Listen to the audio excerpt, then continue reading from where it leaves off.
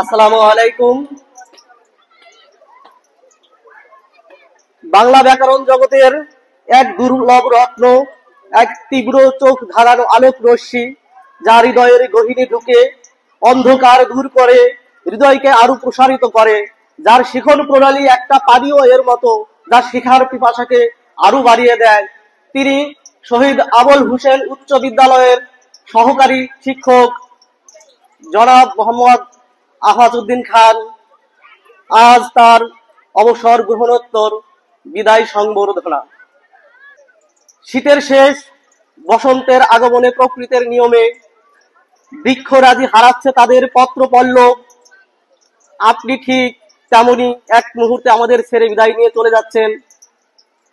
শহীদ আবুল হোসেন উচ্চ বিদ্যালয়ের এক ক্রান্তিকালে আপনার আগমন হয়েছিল এ পরিবারে। সেদিন আনন্দ উৎফুল্ল নয়নে, ভাবাবেগের উল্লাসপূর্ণ হৃদয়ে আমরা আপনাকে বরণ করে নিয়েছিলাম।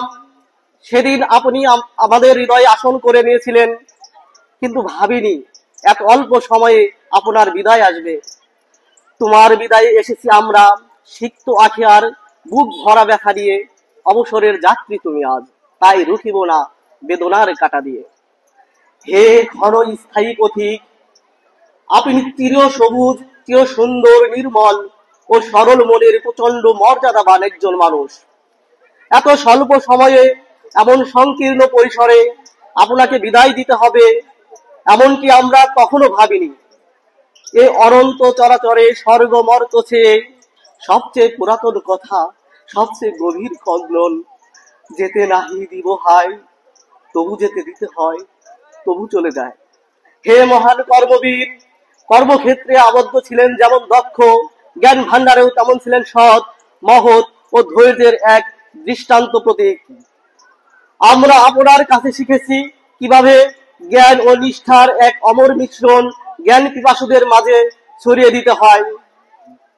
তাই বলতে হয়, দিয়েছ অনেক খানি, প্রতিদানে মোরা কিছুই পারিনি দিতে। বিদায় বেলা গভীর শ্রদ্ধাটুকু ভুল করো না নিতে।